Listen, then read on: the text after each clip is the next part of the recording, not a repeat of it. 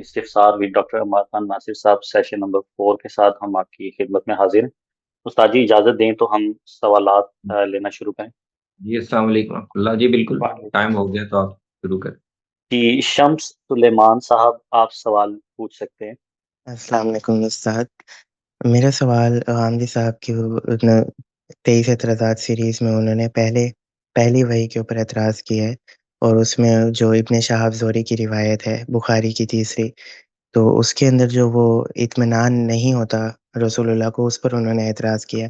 میرا سوال یہی ہے کہ انہوں نے اس پر تو یہ کہہ دیا کہ وہ کیونکہ سیدنا موسیٰ کے اطمینان ان کو اطمینان ہوا لیکن رسول اللہ کو نہیں ہوا، تو وہ انٹرپریٹیشن انہیں وہ وہاں پر نہیں انہوں نے قبول کی، تو اور انہوں نے اس کو پھر کہا کہ وہ پہلی وحی نہیں ہے، وہ ہو گئی ہے۔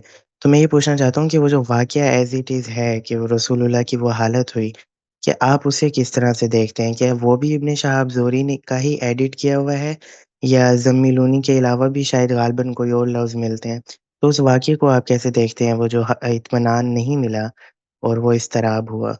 جی اس واقعے پہ میں بھی تفصیل سے تفہیم الاثار کی ایک پوری ایپیسوڈ میں تو اس پر بات کر چکا ہوں، اور اس میں نے اور بھی کافی شواہد کی طرف توجہ دلائی ہے جو سیرت کے ذخیرے میں موجود۔ اصل میں یہ بات کہ رسول اللہ صلی اللہ علیہ وسلم کو یا سیدنا موسیٰ علیہ السلام کو نبوت کا منصب دیا گیا، تو وہ اس طرح اچانک دیا گیا کہ ان کو نہ پہلے کوئی اندازہ تھا، نہ کوئی ان کو تان گمان تھا، نہ ان کو کسی بھی قسم کی توقع تھی کہ یہ معاملہ ہونے والا ہے۔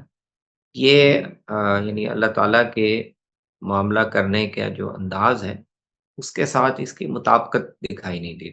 تو ایک تو اصولاً یہ بات ہے، حضرت موسیٰ علیہ السلام کے واقعے سے یہ استشہاد کیا غامدی صاحب، جو میرے خیال میں درست ہے کہ ان کو اگر ایک منصب اور ذمہ داری دی گئی تو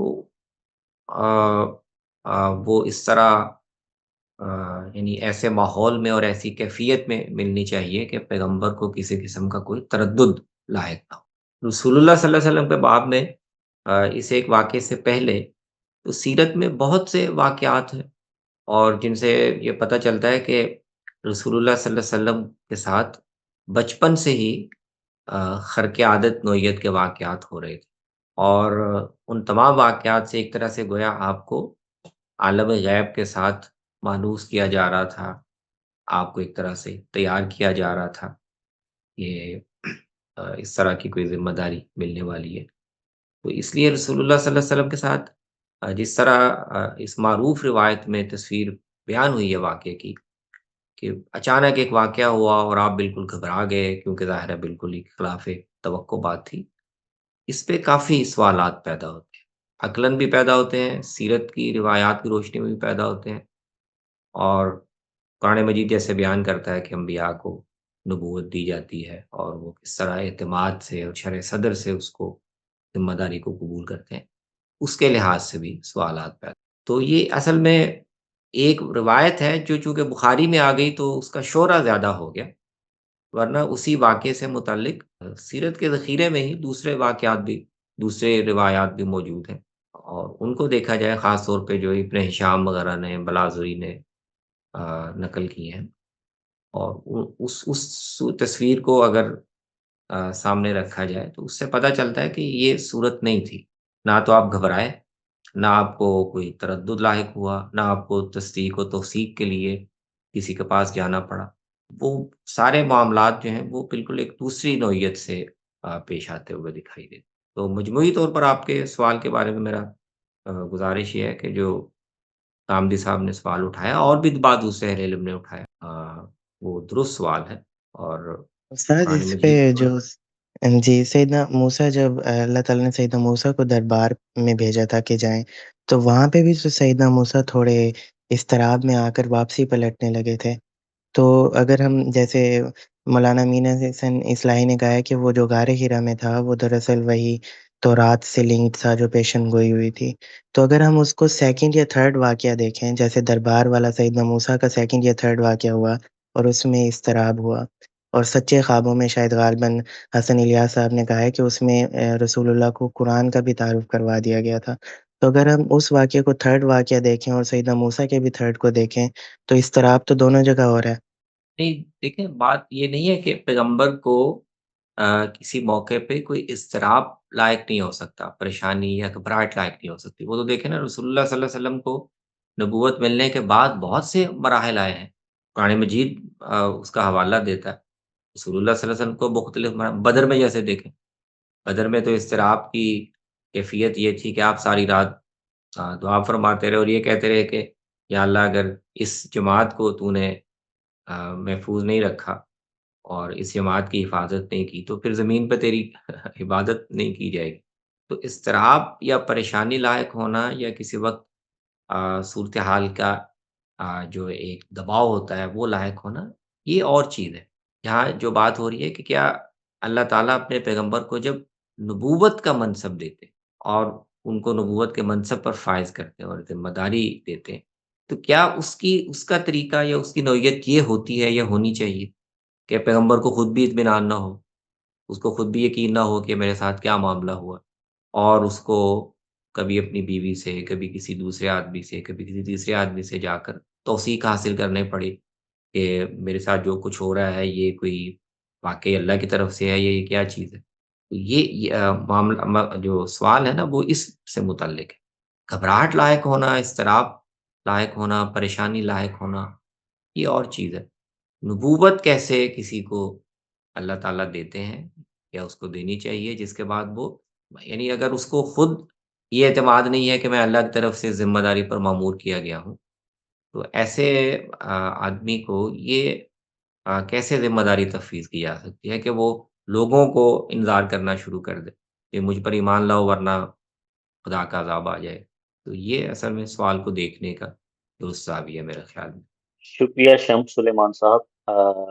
اسید خان صاحب آپ سوال کر سکتے، اسید صاحب آپ سوال کر سکتے ہیں۔ السلام علیکم وعلیکم السلام۔ جی، خیریت سے ہیں استاد جی؟ جی الحمدللہ، یہ آپ کی دعا ہے، آپ سنائیے۔ جی جی، میرا سوال تھوڑا فقہی نوعیت کا تھا۔ جیسے کہ ہمارے معاشرے میں ہم دیکھتے ہیں کہ ہمارے جو اہل علم حضرات ہیں، علماء اکرام ہیں، وہ ہم سے یہ مطالبہ کرتے ہیں کہ جیسے کہ ہم حنفی المسلک ہیں تو اب ہمیں ہر حال میں حنفی المسلک ہی رہنا ہے، یعنی ہم ایک امام سے دوسرے امام کے مسلک کی طرف جو ہے کہ خروج نہیں کر سکتے۔ اور پھر اس کی جو وجہ بتاتے ہیں کہ اجتماعی نظم و نسق منہدم ہو جائے گا، ہر انسان اپنے مرضی اور اپنی خواہشات کا پیرو بن جائے گا، وغیرہ وغیرہ۔ ایک صاحب شاہ ولی اللہ صاحب کا بھی مجھے حوالہ دے رہے تھے کہ انہوں نے بھی اس طرح کی کوئی بات لکھی۔ تو میرا آپ سے سوال یہ ہے کہ ہم مطلب کب ایک امام کے مسلک کو چھوڑ کر دوسرے امام کی طرف جا سکتے ہیں؟ صرف ہم اپنی سہولت، اپنی خواہشات، زیادہ تر جو بات کہی جاتی ہے وہ خواہشات کے پہلو سے ہی کی جاتی ہے، تو صحیح نقطۂ نظر اس معاملے میں کیا رہے گا؟ سادہ بات ہے، قرآن مجید نے تو یہ ذمہ داری مسلمانوں پر عائد کی ہے کہ اگر کسی معاملے میں ان کو علم نہ ہو اور وہ بات کی تہ تک نہ پہنچ سکتے ہوں تو اہل علم کی طرف رجوع کرنا چاہیے۔ یہ بات قرآن مجید نے دینی معاملات سے متعلق بھی کہی ہے، اور عام دنیاوی امور میں بھی جہاں تحقیق کی ضرورت پڑ سکتی ہے، صورتحال کا بغور جائزہ لینے کی ضرورت پیش آ سکتی ہے، جیسے مثلا امن اور خوف کے معاملات، تو وہاں پر بھی اللہ تعالیٰ نے یہ ہدایت کی ہے کہ ہر آدمی جیسے ہی کوئی بات اس تک پہنچے تو اس کو پھیلانا نہ شروع کر دے، اس پر کوئی فیصلہ یا رائے قائم کرنا نہ شروع کر دے، اہل علم کی طرف اس کو لوٹایا جائے۔ تو یہ تو ایک فطری بات ہے اور ایسا ہی ہونا چاہیے۔ دین کے علم میں بھی عام لوگوں کو اہل علم سے استفادہ کر کے اور ان پر اعتماد کر کے ان کی رائے پہ عمل کرنا چاہیے، لیکن اس کی اگر فطری بات ہے تو وہ فطری حدود میں ہی ہونی چاہیے۔ اگر کسی آدمی کو کسی صاحب علم کے یا اس کے علاقے میں، اس کے ماحول میں جو بھی کوئی شخصیت ہے یا کوئی فقہی مکتب فکر عام طور پر فالو کیا جاتا ہے اور وہ اس کی پیروی کرتا ہے تو اس کی ذمہ داری اس سے پوری ہو جاتی ہے۔ لیکن سوال یہ پیدا ہوتا ہے کہ اگر کسی وقت اس کے دل میں کھٹک پیدا ہو بعض دفعہ ایک ہی مسلک ایک ہی مکتب میں ایک ہی علاقے میں ایک سے زیادہ اہل علم ہوتے ہیں اور وہ مختلف باتیں کہہ رہے ہوں۔ یہ تو ضروری نہیں نا کہ فقہی مکتب فکر ایک ہو تو اہل علم میں اختلاف نہیں ہو سکتا۔ تو ایسی صورت میں عام آدمی کیا کرے؟ وہ ایک ہی فقہی مکتب فکر کی پیروی کر رہا ہو، حنفی فقہی کی پیروی کر رہا ہو، لیکن حنفی مفتیوں میں اختلاف ہو جاتا، تو پھر عام آدمی کیا کرے؟ تو ظاہر بات ہے کہ جتنی اس کو استعداد اور فہم اللہ نے دی ہوئی ہے، اگر تو وہ ان میں سے کسی ایک پر شخصی طور پر زیادہ اعتماد رکھتا ہے اور اعتماد رکھتے ہوئے وہ ان کی بات کو ترجیح دیتا ہے عمل کے لیے، اس کی ذمہ داری پوری ہو جائے گی۔ لیکن فرض کیجئے اس کے دل میں کھٹک پیدا ہو جائے، اس کو لگے کہ نہیں ان کے بجائے وہ دوسرے صاحب جو بات کر رہے ہیں ان کی بات میں زیادہ وزن ہے، تو دینی لحاظ سے ایسا آدمی وہ یعنی اس کے لیے پھر کیا ہوگا؟ تو الٹیمیٹلی انسان اللہ تعالیٰ کے سامنے اپنے ضمیر کے لحاظ سے جواب دے۔ اگر ایک عام آدمی کے دل میں بھی کھٹک پیدا ہو گئی کہ یہ 2 باتیں 3 باتیں کہی جا رہی ہیں، میں عام طور پر اس عالم پہ اعتماد کرتا ہوں لیکن یہاں فلاں کی بات زیادہ وزنی لگ رہی ہے، اس میں زیادہ استدلال کا وزن ہے۔ تو کیا وہ اپنے ضمیر کی یعنی مخالفت کر کے اور اس کو دبا کر تقلید کا رویہ اختیار کیے رکھے؟ تو میرا نہیں خیال کہ دین کا یہ مطالبہ ہے یا یہ دین کے نقطہ نظر سے دینی نقطہ نظر سے یہ کہ مستحسن چیز ہو۔ تو عام ایک عالم بھی رائے قائم کرتے ہوئے وہ غلطی کر سکتا ہے۔ کون کہہ سکتا ہے کہ بڑے سے بڑا عالم جید مفتی مجتہد بھی ہو تو اس سے غلطی نہیں ہوگی؟ ایسے ایک عام آدمی کو بھی اپنے ضمیر کے مطابق اگر کھٹک پیدا ہو، اس کے دل میں یہ طلب پیدا ہو کہ وہ اس کی مزید تحقیق کرے اور اس کے بعد وہ کسی کی رائے پر اطمینان محسوس کرے، تو اس کو بھی یہ حق ہے۔ غلطی ہوگی تو وہ اللہ تعالیٰ کے ہاں اپنے حسن نیت کا اجر پائے گا، اگر بدنیتی ہوگی تو اللہ کے ہاں جواب دہ ہوگا۔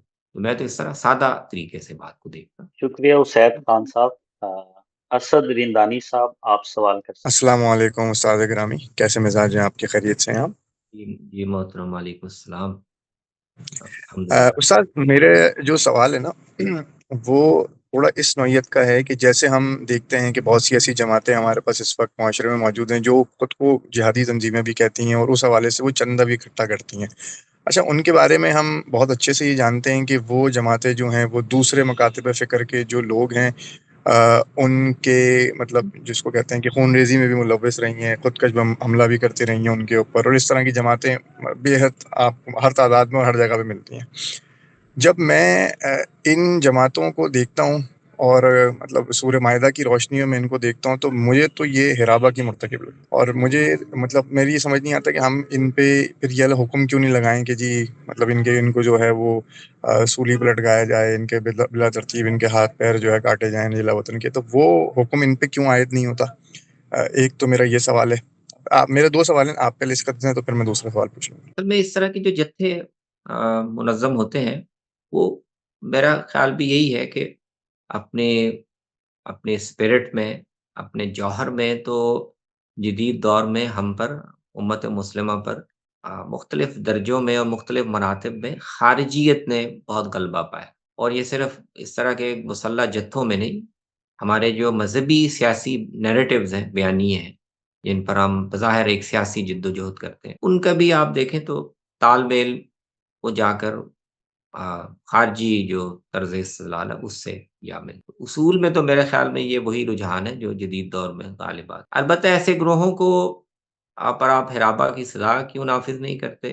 تو اس میں صورتحال کے اور جو اس میں پیچیدگیاں ہیں وہ پھر کافی اثر انداز ہوتی ہیں۔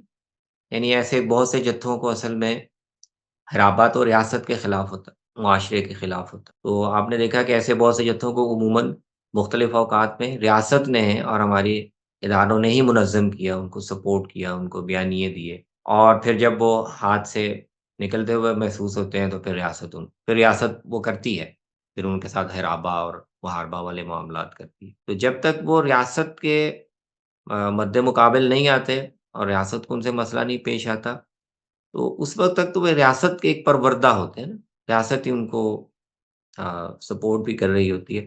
تو ہرابہ کی سزا ریاست نہیں نافذ کرنی، جب وہ خود ان کو استعمال کر رہی ہے، ان سے اپنے کام لے رہی ہے تو وہ نہیں کرتی۔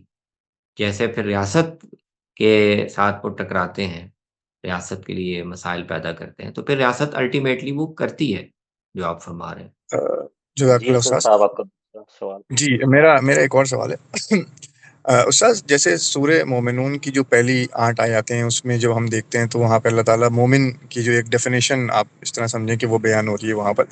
تو وہاں پہ ایک آیت یہ بھی ہے کہ مومن وہ ہوگا جو امانت کا ایک مطلب جو ہے وہ بڑا خیال کرنے والا ہوگا، یا عہد جو اس کے ساتھ بندھا ہوا ہے اس کا خیال کرنے والا ہوگا. ایک چیز میں ایک سوچتا ہوں کہ مثال کے طور پہ میں اگر گاڑی میں جا رہا ہوں اور میرے ساتھ میرے گھر والے بیٹھے ہوئے ہیں یا میرے اہل البیت بیٹھے ہوئے ہیں فار ایگزامپل، اور اب میں گاڑی میں جا رہا ہوں اور مجھے پتا ہے کہ جو ہے وہ گاڑی تیز چلاؤں گا میں تو جو ہے وہ ایکسیڈنٹ ہو سکتا ہے، یا آگے جو ہے وہ مشکل معاملہ بھی ہو سکتا ہے، ٹریفک جام ہے، مطلب میں بالکل جو ہے نا ریکلیس ڈرائیونگ کر رہا ہوں اور آگے جا کے وہ ایکسیڈنٹ ہو جائے، اور میں بالکل جانتا تھا کہ ایسا کچھ بھی ہو سکتا ہے اور وہ ہو جائے، اور اس کے نتیجے میں جو ہے وہ مختلف کوئی گھر والے ہیں وہ ان کا جو ہے وہ فوتگی ہو جائے، کچھ لوگ شہید ہو جائیں. تو میں یہ اس کی ذمہ داری کیا آخرت میں ان اللہ مجھ پر نہیں آئے گی کہ آپ نے جو ہے جانتے پوچھتے ان لوگوں کو قتل کروا دیا؟ نہیں، ظاہر ہے ذمہ داری تو آئے گی، البتہ ذمہ داری ظاہر ہے ارادتاً قتل کرنے کی تو نہیں ہوگی، کیونکہ آپ کا ارادہ تو قتل کرنے کا نہیں تھا. بے پرواہی اور بے احتیاطی کی جو ذمہ داری ہے وہ ظاہر ہے دنیا میں بھی عائد ہوگی، اس حد تک آخرت میں بھی عائد ہوگی. ارادہ تو چونکہ شکریہ قتل کا اسد. نہیں ہے، کسی ارادی قتل کے تو ظاہر ہے ملزم نہیں ہے، لیکن بے پرواہی، بے احتیاطی اور ضروری احتیاط جو کرنی چاہیے تھی، اس یعنی جس کو آپ کہتے ہیں نا، یعنی نیگلیجنس کا الزام تو ظاہر ہے آئے گا، دنیا میں بھی آئے گا، آخرت میں بھی آئے گا. جزاک اللہ جی، شکریہ بہت اسد شکریہ. صاحب. ساویز ندیم صاحب آپ سوال کر سکتے السلام علیکم. وعلیکم السلام. سر میرا جو سوال ہے اس کے کچھ جزوی مزید اس کے اندر پوائنٹس ہیں، وہ میں واضح کر دیتا ہوں. سوال یہ ہے کہ موجودہ یا عصر حاضر میں جتنی بھی غیر مسلمین ہیں، کیا ان کے لیے کافر کا لفظ استعمال کرنا یا ان کو کفار کہنا کیا یہ درست ہے، اور اگر درست نہیں ہے تو پھر مسلم اور غیر مسلم کے اندر فرق کو قائم رکھنے کے لیے مسلم اور کافر کی جو اصطلاحیں ہمارے ہاں کتابوں میں ملتی ہیں ان کی کیا حیثیت ہے؟ اور تیسرا جو اس کے اندر پوائنٹ ہے وہ یہ ہے کہ کیا مسلمانوں یا جو تمام غیر مسلمین ہیں کیا ان پر اتمام حجت اسلام کا نام سن لینے کے بعد قائم ہو چکی ہے یا نہیں؟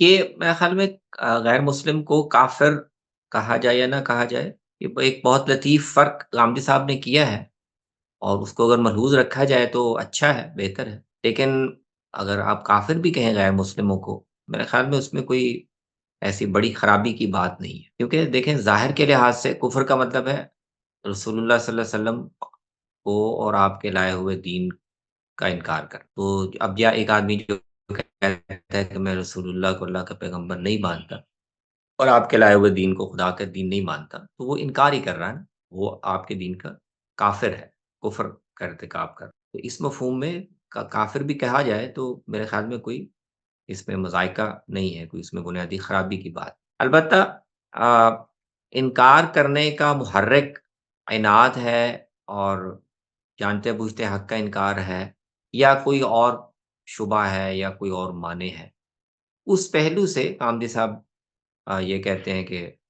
کیونکہ ہم حتمیت سے نہیں کہہ سکتے کہ یہ لوگ جو انکار کر رہے ہیں وہ جانتے بوجھتے انکار کر رہے ہیں، تو اس لیے زیادہ مناسب تعبیر غیر مسلم کی ہے. کافر ہم اس کو کہیں، کافر کی تعبیر اس کے لیے خاص رکھیں جن کے بارے میں اللہ یا اس کے رسول نے یہ گواہی دے دی کہ یہ جانتے بوجھتے انکار کر. تو یہ میرے خیال میں علمی سے اختلاف ہے، اس کو ملحوظ رکھا جائے فرق کو تو بھی درست ہے، لیکن ظاہر کے لحاظ سے ایسے لوگوں کو اگر آپ کہیں کہ وہ کافر ہیں، انہوں نے رسول اللہ کے دین کا انکار یا کفر کیا ہے، تو بھی کوئی ایسی خرابی کی بات نہیں، کیونکہ اس لیے کہ کر تو وہ انکار ہی رہے ہیں.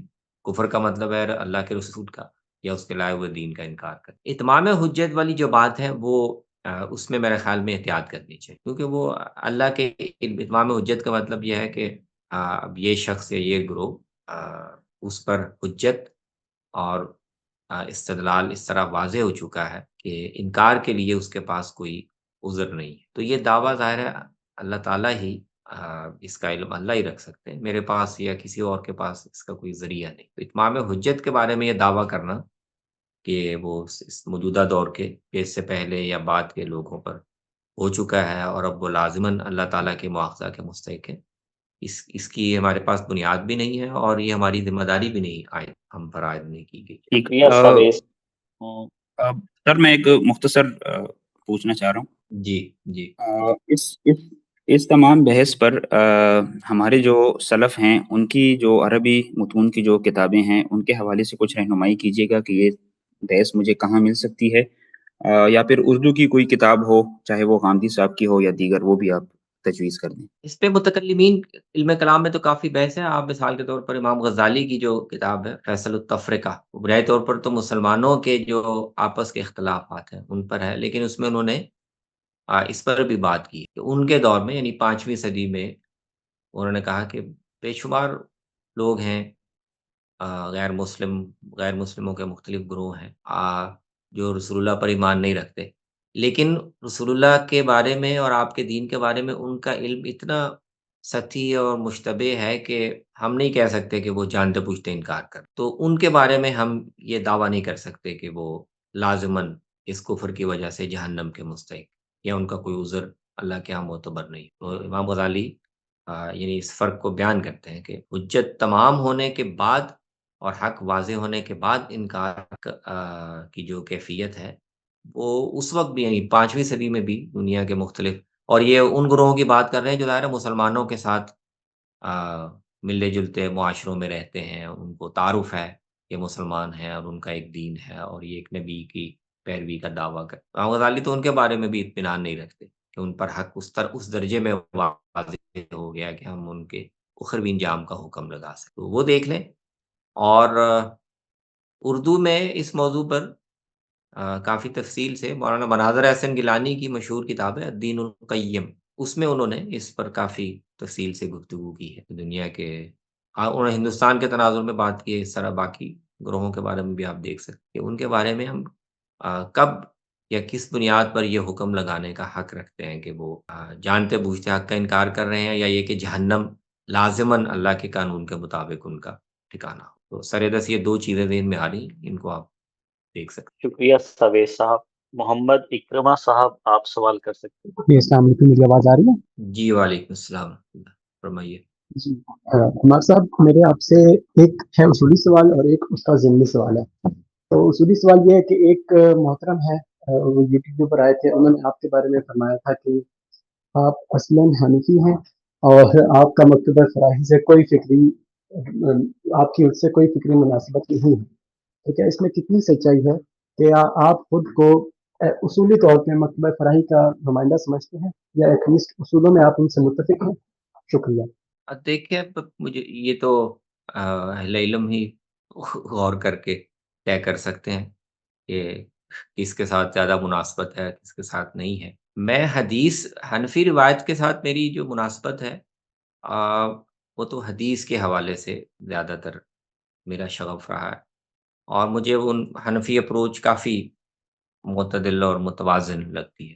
حدیث خاص طور پہ جو احادیث احکام ہیں ان کی تعبیر و تشریح ہے۔ فراہی اسکول کا جو کنٹریبیوشن ہے یا ان کا انداز فکر ہے، اس کے دائرے تو قدرے مختلف ہیں۔ میں نے 5-6 چیزیں اس میں متعین کی تھی کہ میرے خیال میں فراہی اسکول نے اصولی سطح پر بھی اور بعض بڑے اہم مسائل کی تفہیم کی سطح پر مولانا فراہی سے لے کر غامدی صاحب تک 4-5 چیزیں اسکول آف تھاٹ نے ایسی، یعنی آپ کہہ سکتے ہیں انہوں نے کنٹریبیوٹ کی ہیں کہ ان کی بڑی ورتھ ہے، اور ان سے علمی طور پر دین کو سمجھنے میں، اس طرح ہماری جو دینی روایت ہے اس میں بعض مباحث کی تنقیح میں، اور تیسرے نمبر پر یہ کہ جدید دور میں آپ کو دین لوگوں کے سامنے اصل میں محض علمی سطح پر پیش نہیں کرنا، وہ دعوت کی سطح پر بھی پیش کرنا۔ تو دعوت کی سطح پر بھی ان 4-5 چیزوں کا بڑا گہرا اثر پڑتا ہے، تو وہ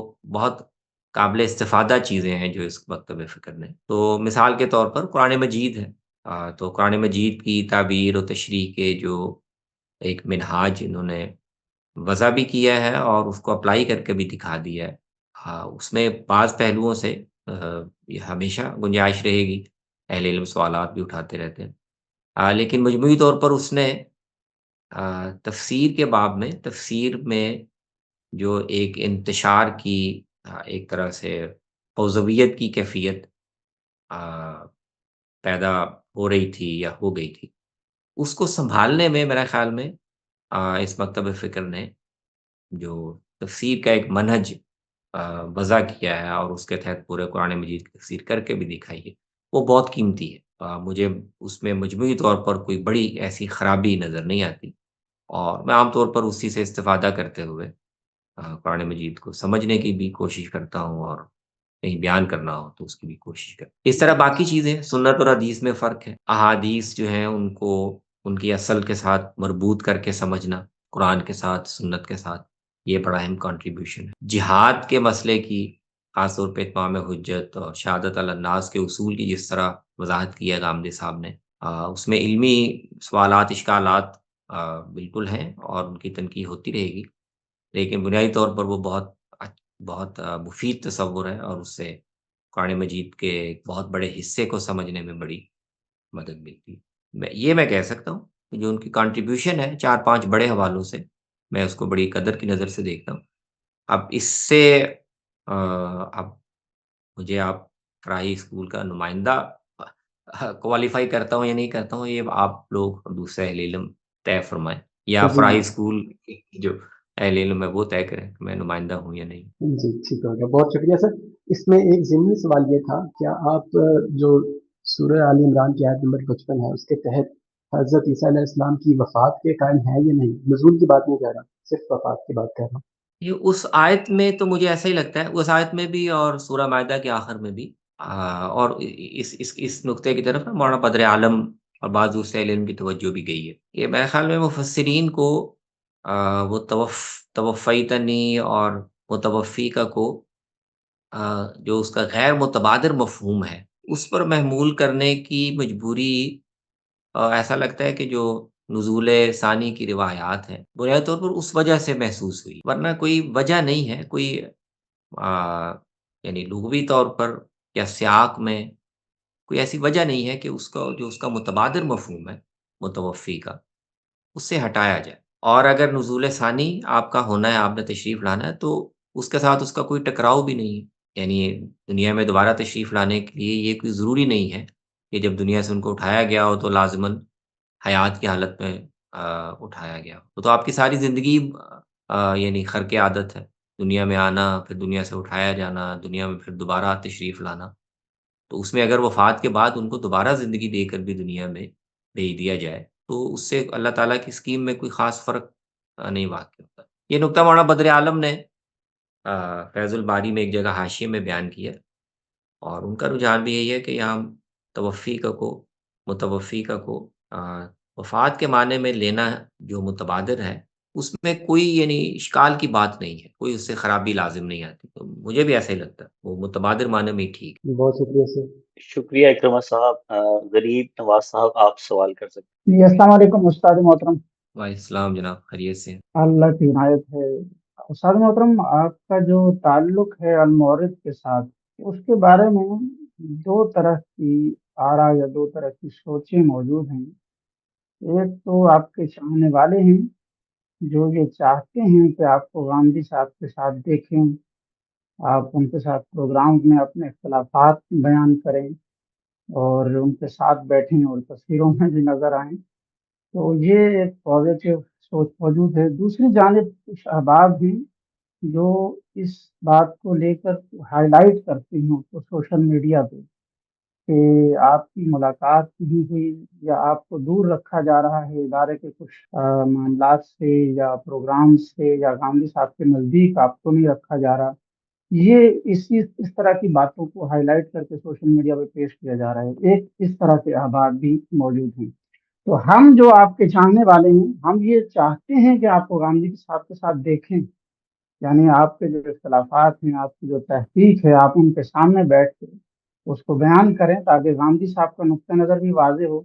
اب آپ کو ہم ایک عجیب گوشہ نشینی میں پاتے ہیں کہ آپ کی تحریریں پڑھنے کو ملتی ہیں، لیکن کبھی بیٹھ کے پروگرام میں کوئی اختلافات گاندھی صاحب کے سامنے آپ نے نہیں رکھے، میرا خیال ہے۔ تو اس حوالے سے آپ کیا کہنا چاہیں گے؟ گاندھی صاحب سے تو جب سے میرا تعلق ہے شخصی طور پر رہا، پھر ادارے میں ان سے استفادے کا تعلق رہا، اس کے بعد بھی، تو وہ تو تعلق ہے ہی سیکھنے سکھانے اور اختلاف کرنے اور اپنا نقطہ نظر پیش کرنے اور ان کا انپٹ دینے کا۔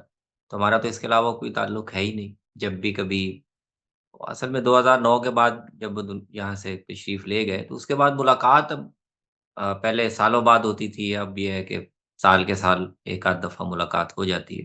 تو ہمارا تو تعلق اور کوئی ہے ہی نہیں سوائے اس کے کہ جو چیزیں ان کی سمجھی ہیں اور اس میں کوئی سوالات ہیں وہ ان کے سامنے رکھ دیتے ہیں۔ کئی چیزیں کھٹک رہی ہوتی ہیں، اور وہ بھی بڑی شفقت کرتے ہیں، کئی دفعہ رائے بھی مانگ لیتے ہیں، پوچھ لیتے ہیں فلاں چیز کے بارے میں اگر کوئی تحفظ ہو، کوئی سوال ہو۔ تو شخصی طور پر تو استاد کے ساتھ اور کیا تعلق ہو سکتا ہے سوائے اس کے کہ سیکھا جائے، سکھایا جائے، سوالات پیش کیے جائیں، کوئی کھٹک ہو، اشکال ہو، وہ سامنے رکھا جائے اور وہ بے شمار چیزیں قبول بھی کر لیتے ہیں۔ باقی یہ کہ اس کو جیسے آپ کہہ رہے ہیں کہ وہ کوئی یعنی میڈیا پر یا سوشل میڈیا پر اس کو باقاعدہ کسی گفتگو یا مباحثے کی شکل میں لایا جائے، تو اس کی مجھے ضرورت محسوس نہیں ہوتی، موقع بھی نہیں ہوتا۔ میں طبعاً بھی اتنا کوئی آ، بہت زیادہ میڈیا کا آدمی نہیں ہوں اور اس کا موقع بھی نہیں ہوتا۔ جو ضروری اختلافات ہیں یا جو ضروری تحفظات یا نکات ہیں وہ میں بیان کر دیتا ہوں، جو باقاعدہ تحریریں ہوتی ہیں ان میں بھی عرض کر دیتا ہوں، کوئی چھوٹی موٹی مختصر چیزیں سوشل میڈیا پہ لکھنی ہوتی ہیں ان میں بھی ان کا اظہار ہو جاتا ہے۔ تو اصل بات تو یہ ہے کہ آپ کو کسی نقطہ نظر پر کوئی علمی سوال ہے یا اشکال ہے تو ذمہ داری اتنی ہے نا کہ وہ سامنے آ جائے تاکہ دوسرے لوگ بھی غور کر سکیں۔ استاد بھی بہت توجہ سے، یہ ان کی عنایت ہے، وہ غور کرتے ہیں اور بہت سی چیزوں میں رائے کو وزن بھی دیتے ہیں۔ اس کو ایک باقاعدہ کسی مباحثے یا اس کی شکل دینے کے مواقع ہوتے یہاں، وہ یہیں موجود ہوتے ہیں، عمل مورد میں مل رہے ہوتے ہیں، تو شاید اس کی بھی کوئی ترتیب بن جاتی، لیکن اب مواقع نہیں ہے اس کے۔ ان کی مصروفیات بھی اپنی بہت زیادہ ہیں، وہ امریکہ میں ہیں، میں یہاں ہوں، اس طرح سے ہے۔ شکریہ غریب نواز صاحب۔ عبید سلفی صاحب، آپ سوال اپنا۔ جی شکریہ۔ جی بہت شکریہ استاد محترم۔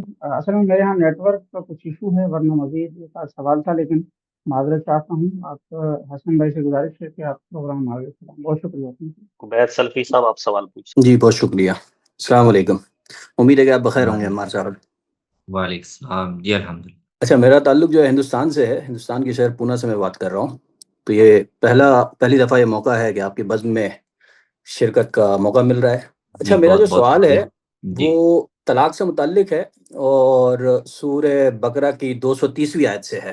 تو اس میں جو ارشاد ہے فَإِن طَلَّقَهَا فَلَا جُنَاحَ عَلَيْهِمَا أَن يَتَرَاجَعَا، تو یہ جو علیہما کی جو ضمیر ہے، اس کو فَإِن طَلَّقَهَا فَلَا جُنَاحَ کے بجائے اس کو پیچھے لے جا کر فَإِن طَلَّقَهَا فَلَا تَحِلُّ لَهُ مِن بَعْدُ، اس پر کیوں لے جایا جاتا ہے اور اس کی بنیاد کیا ہے؟ کیونکہ جہاں تک میری سمجھ ہے کہ ضمیر کا اگر مرجع قریب میں ہو تو اسے بعید میں لے جانے کی کیا وجہ ہو سکتی ہے؟ کیونکہ فَإِن طَلَّقَهَا فَلَا جُنَاحَ عَلَيْهِمَا، تو یہ دوسرے مرد اور عورت کی طلاق کے متعلق بات ہو رہی ہے، جبکہ فَإِن طَلَّقَهَا فَلَا تَحِلُّ لَهُ مِن بَعْدُ حَتَّى یہ پہلے مرد اور عورت کی طلاق سے متعلق ہو رہی ہے۔ تو دوسرے مرد اور عورت ان دونوں کے درمیان رجت کے بجائے اسے جو ہے پہلے مرد سے رجت مراد لی جاتی ہے، تو اس کی کوئی وجہ ہے یا کوئی بنیاد ہے؟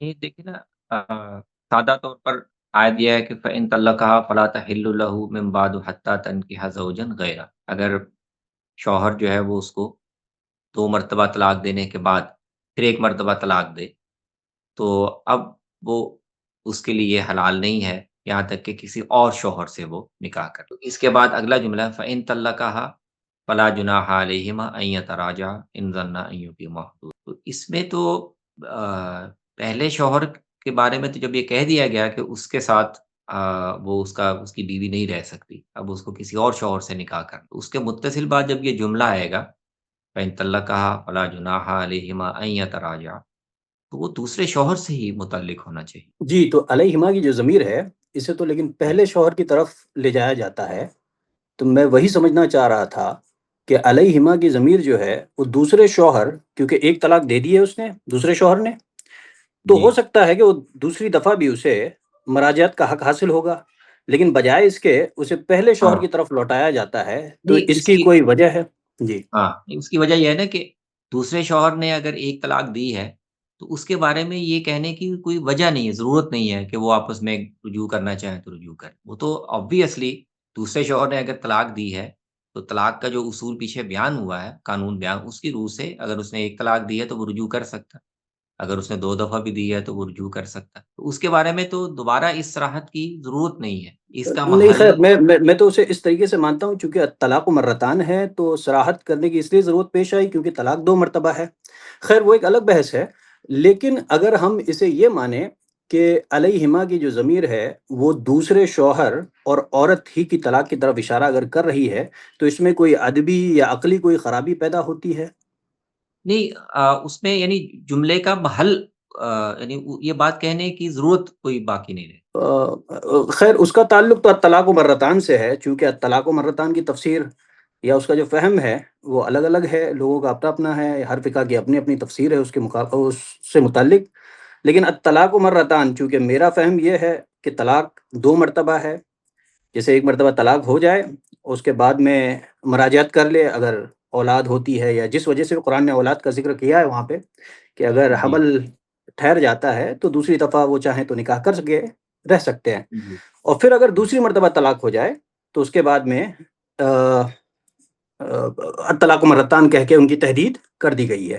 تو یہاں چونکہ دوسرے مرد سے طلاق ہوئی ہے پہلی دفعہ، تو اس طلاق کے بعد بھی جس طریقے سے پہلے مرد کو یہ حق حاصل تھا کہ وہ دوسری دفعہ بھی مراجعت کر سکتا ہے، اسی طرح دوسرے مرد کو بھی یہ حق حاصل ہے کہ وہ دوسری دفعہ بھی اگر چاہیں، دونوں چاہیں تو مراجعت میں کر سکتے ہیں۔ تو یہاں پہ اسی لیے اس صراحت کی ضرورت پیش آئی۔ یہ میرا اس معاملے میں اس طریقے کا موقف ہے، تو میں یہ اسی چیز کو سمجھنے کی کوشش کر رہا تھا۔ جی ہاں نہیں، سمجھ میں آ گیا کہ آپ کیسے اس کو دیکھ رہے ہیں۔ میری جی اس میں گزارش آپ اس پہ غور کیجئے کہ اصل میں جب طلاق کا ایک پورا قانون بیان ہو گیا، 2 دفعہ طلاق دے کے رجوع کر سکتا ہے، اس کے بعد طلاق دی تو پھر وہ کسی اور سے ہی نکاح کرے، تو یہ قانون یہاں پہ مکمل ہو گیا۔ اس کے بعد اب وہ کسی اور سے نکاح کرے تو اب اس کے بعد یہی قانون طلاق کا دوبارہ لاگو ہوگا، وہ اس کے ساتھ رجوع، یہ اس کو دوبارہ دہرانے کی ضرورت نہیں ہے، یعنی اس اعادے کے بغیر بھی قانون واضح ہے۔ تو اس لیے اس جملے کا محل ہی تب قابل فہم بنتا ہے کہ پیچھے جو بات کہی گئی ہے کہ وہ اس کے ساتھ لا تحل له من بعد حتى تنكح زوجا غیرہ، کسی اور شوہر سے وہ نکاح کرے تب تک وہ اس کے لیے حلال نہیں ہو۔ اس کے بعد اگلا جملہ وہ پھر دوسرے شوہر کے ساتھ ہی بامانی بنتا ہے کہ اگر دوسرے شوہر نے بھی اس کو طلاق دے دی تو پھر یہ اور وہ جو پہلا شوہر ہے، یہ دونوں اگر آپس میں دوبارہ رجوع کرنا چاہیں، اللہ تعالیٰ کو کوئی اعتراض نہیں۔ تو اس طرح عام طور پر اہل علم نے سمجھا ہے، اور مجھے میں آپ کی بات پہ دوبارہ بھی غور کروں گا۔ بظاہر مجھے یہی لگتا ہے کہ جیسے عام طور پر سمجھا گیا ہے وہ درست ہے، اسی سے ربط کلام درست بیٹھتا ہے۔ آپ بھی غور فرمائیے۔ جی جی ضرور۔ اسی سے جڑا ہوا ایک اور سوال ہے، ضمنی سوال، فَإِن طَلَّقَهَا فَلَا تَحِلُّ لَهُ مِن بَعْدُ حَتَّى تَنكِحَ زَوْجًا غَيْرَهُ۔ اب یہاں پہ جو ہے من بعد حتیٰ تنکح زوجا غیرہ جو کہا گیا ہے، تو وہ جب دوسرے مرد سے نکاح کر لے گی تو وہ کس طریقے سے پہلے مرد کے لیے حلال ہو سکتی ہے؟ تو یہ جو حلال ہوگی وہ تو دوسرے مرد جی سے طلاق ہو جائے تب جا کے حلال ہوگی، لیکن قرآن مجید کہہ رہا ہے فَلَا تَحِلُّ لَهُ مِن بَعْدُ حَتَّى تَنكِحَ زَوْجًا غَيْرَهُ، جی طلقہ تو نہیں کہا یہاں پہ۔ تو یہ جو تنکحہ جب دوسرے کے نکاح میں ہوگی تو وہ پہلے مرد کے لیے کس طریقے سے حلال ہوگی، اور اگر نکاح کے تو اس میں جو اشکال جو پیدا ہوتا ہے تو میرا یہاں پہ یہ حتیٰ جو ہے یہ حکم امتناع جو ہے وہ ہمیشگی کے لیے ہے، تو یہ میرا اپنا موقف ہے، ہو سکتا ہے کہ میں اس میں غلطی پر ہوں، لیکن سمجھنا یہ تھا کہ من بعد حتیٰ تنکح زوجا غیرہ جو ہے تو کس طریقے سے دوسرے کے نکاح میں جا کے وہ پہلے مرد کے لیے حلال ہو جائے گی۔ ہاں، تو وہ حتیٰ تنکح زوجا غیرہ کے ساتھ اگلا جو جملہ ہے وہ مل کے اس پوری بات کو بیان کر رہا ہے یعنی یہ پہلے شوہر کے لیے اب حلال نہیں ہو سکتا جب تک کہ یہ کسی دوسرے شوہر سے نکاح نہ کرے.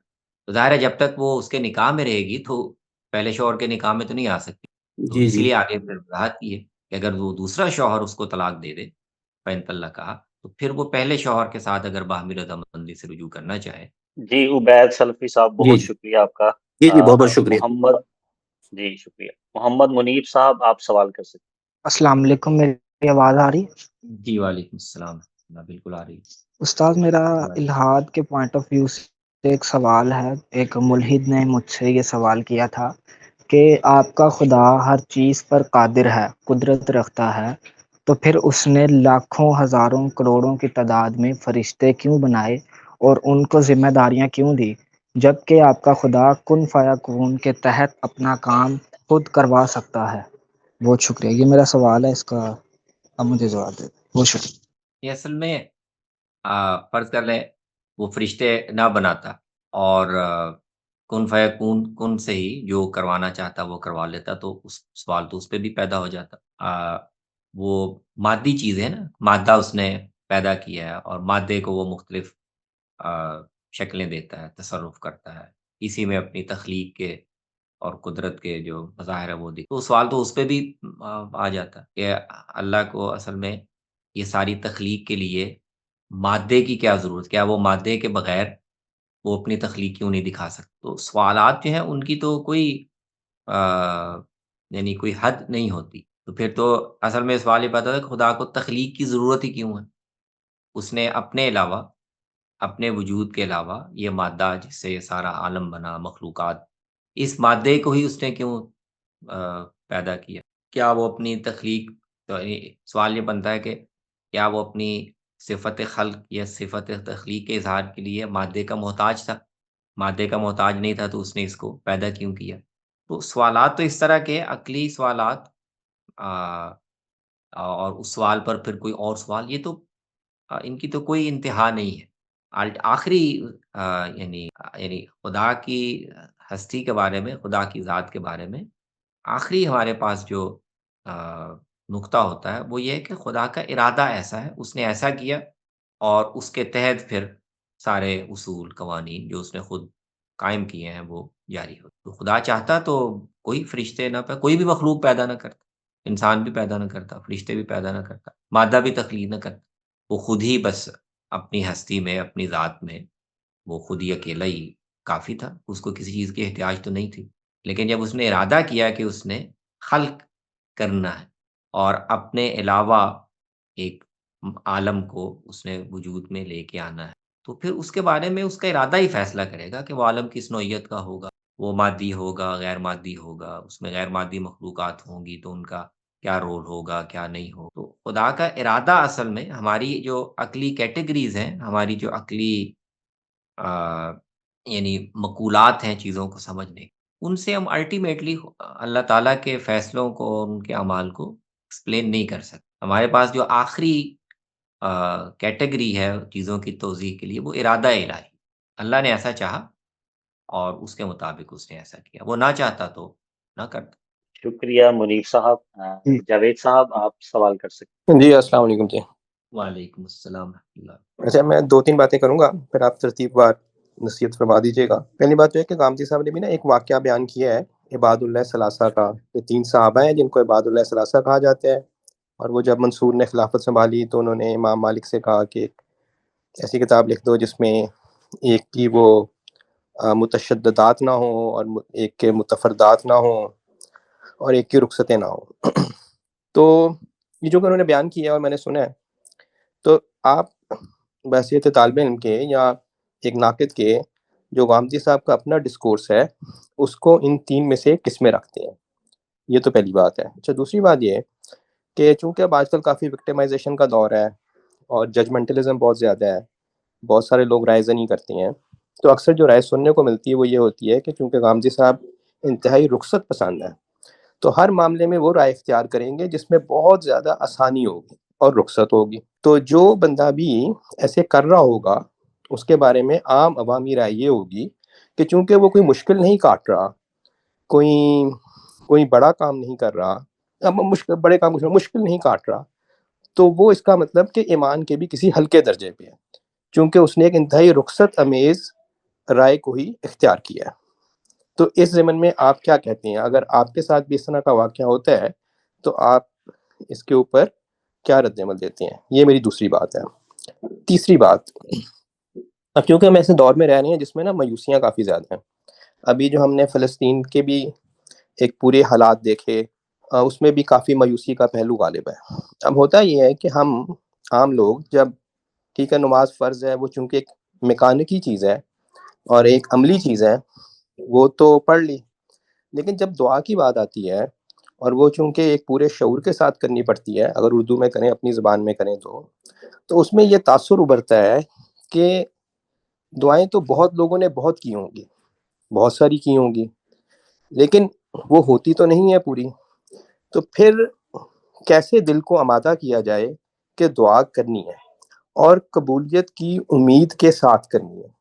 یعنی یہ ایک بڑا مسئلہ ہوتا ہے کہ جب ہم دعا کرتی ہیں تو ہم لامحالہ اس کیفیت میں چلے جاتے ہیں کہ دیکھو نا وہ ان لوگوں نے کتنی دعائیں کی ہوں گی لیکن کوئی دعا پوری نہیں ہوئی، تو پھر اس بات کی کیا ضمانت ہے کہ ہماری پوری ہوگی؟ تو اب اس سے جو مایوسی کی کیفیت پیدا ہوتی ہے اور جو بے دلی کی کیفیت پیدا ہوتی ہے اور جو بے توجہی کی کیفیت پیدا ہوتی ہے، اس کا کیا علاج ہے؟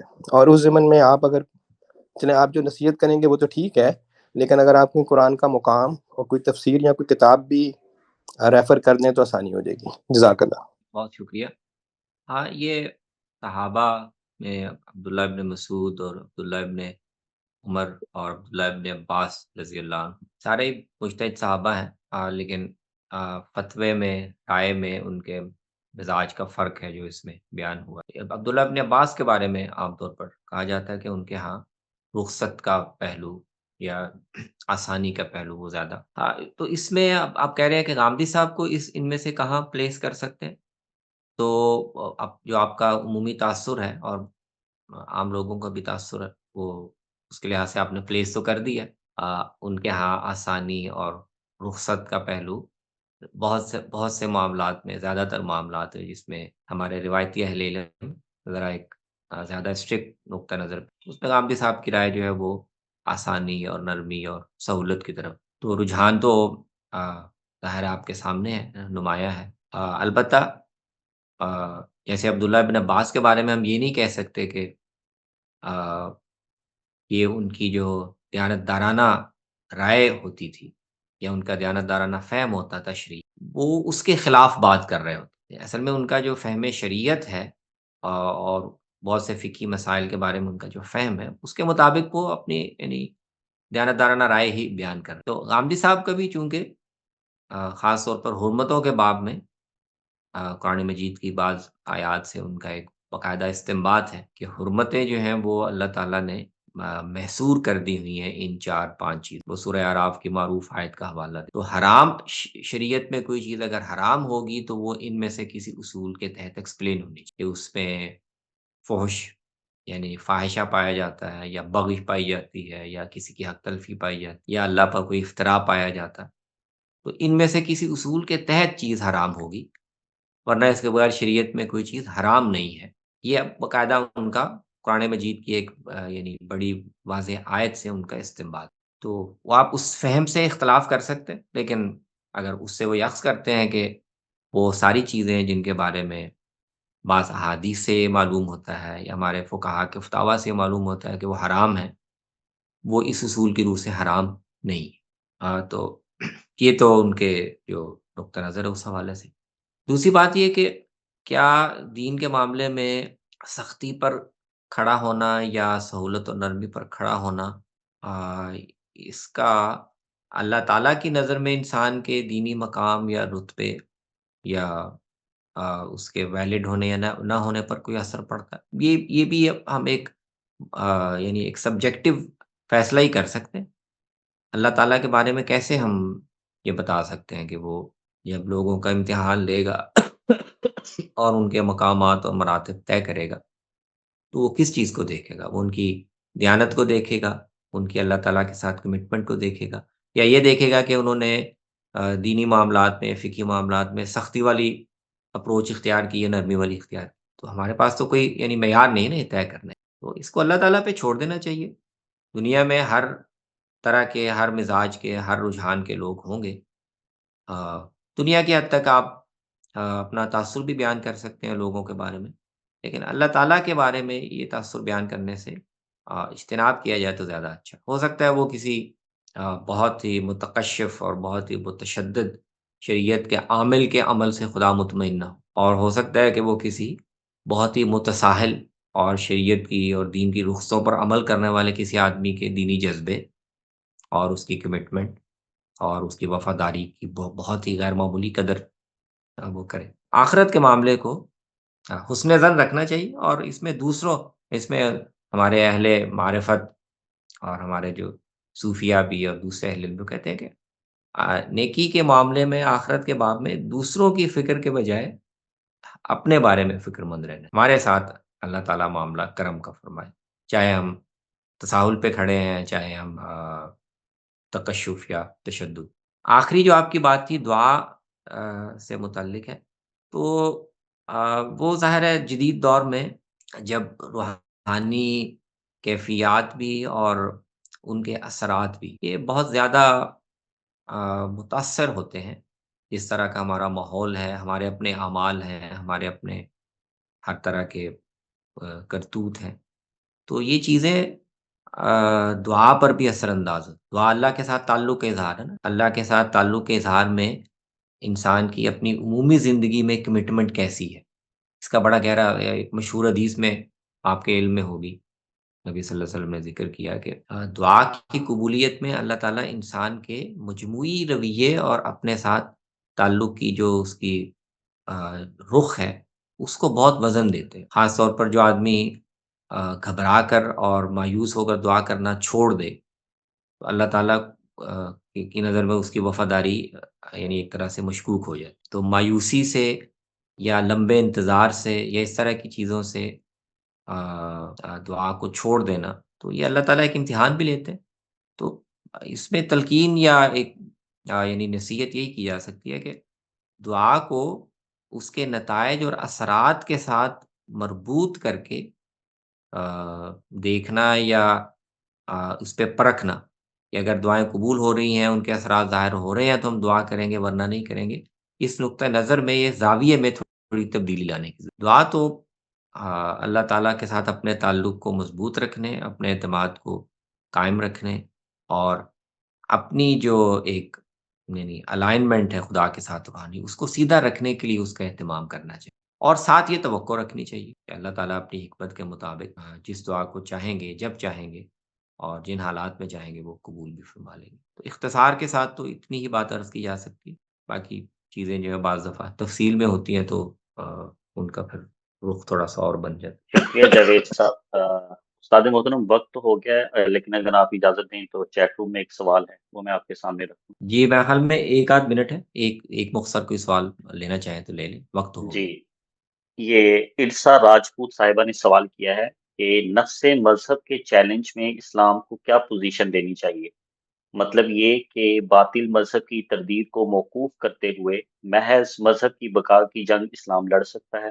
ہاں، اگر سوال کو میں صحیح طرح سمجھا ہوں، کیونکہ کئی جہتیں اس کی ہو سکتی ہیں، تو ایک لحاظ سے میں یہ کہہ سکتا ہوں کہ جو الہامی روایتیں ہیں، اگر اس دور میں اس دور پرفتن میں مذہب کی بقا کی یا مذہب کی جنگ کوئی لڑ سکتے ہیں تو وہ الہامی روایتیں ہی میرا خیال میں لڑ سکتے، اس میں آپ مسیحیت کو بھی شامل کر سکتے ہیں، وہ الہامی روایت ہے، اور اسلام چونکہ اس الہامی روایت کا سب سے آخری اور اس وقت تاریخی لحاظ سے سب سے مستند ورژن، جس حد تک اب جدید دور میں اصل میں نا مذہب کو درپیش چیلنجوں کی نوعیت بہت مختلف اور بڑی متنوع ہو گئی، لیکن ایک چیلنج کہ مذہب جو ہے وہ کم سے کم تاریخی طور پر اس کا استناد جو ہے وہ قابل اعتماد ہو۔ تاریخ میں دیکھتے ہوئے جتنے مختلف مذاہب ہیں، مختلف روایتیں ہیں، ان میں سے کوئی ایک مذہب یا کوئی 2 مذہب یا 3 مذہب ایسے ہوں جن کا کم سے کم تاریخی معیار پر یہ دعویٰ قابل سماع ہو کہ وہ اللہ کے الہام یا اللہ کی وحی پر مبنی ہے۔ اس استناد کے چیلنج کو تو میرے خیال میں اسلام سے بہتر اسلام کا کوئی حریف نہیں ہے۔ مسیحیت الہامی روایت تو ہے، لیکن استناد کے باب میں اور اپنے بنیادی اعتقادات اور دعووں کو وحی کے ساتھ مربوط کرنے کے باب میں وہ بھی اسلام کے مقابل نہیں کھڑی ہو سکتی۔ تو تاریخی استناد کے لحاظ سے اگر کوئی مذہب جدید دور میں انسانوں کو پیغام دے سکتا ہے، اور یہ اس کو آپ بقا کی جنگ کہہ رہی ہیں، وہ اگر لڑ سکتا ہے تو میرے خیال میں وہ اسلام ہی ہے۔ باقی وہ دنیا میں انسانوں کے مختلف گروہ ہوتے ہیں، رجحانات ہوتے ہیں، اور وہ کسی نہ کسی پہلو سے کہیں نہ کہیں کوئی اطمینان یا روحانی سکون تلاش کرنے کا بھی ایک بڑا قوی داعیہ انسانوں کے اندر ہوتا ہے۔ اس لحاظ سے یہ جو تنوع اور اختلاف ہے مذاہب کا، وہ بھی رہے گا دنیا میں، لیکن اگر آپ علمی اور عقلی بنیاد پر بات دیکھنا چاہیں، میرے خیال میں اسلام کے علاوہ استناد کے اصولوں اور استناد کے معیار پہ کوئی اور مذہب اس کے ہم پلہ نہیں ہے۔ تمام احباب کا بالعموم اور استاد محترم آپ کی تشریف آوری کا بالخصوص شکریہ۔ اس سیشن کو ہم یہیں پر ختم کرتے ہیں، اسی سوال پر۔ انشاءاللہ 2 ہفتے بعد نئے سوالات کے ساتھ اگلے سیشن میں حاضر ہوں گے۔ تب تک کے لیے اجازت دیجیے۔ اللہ حافظ۔ جی، فی امان اللہ۔ السلام علیکم۔ وعلیکم السلام۔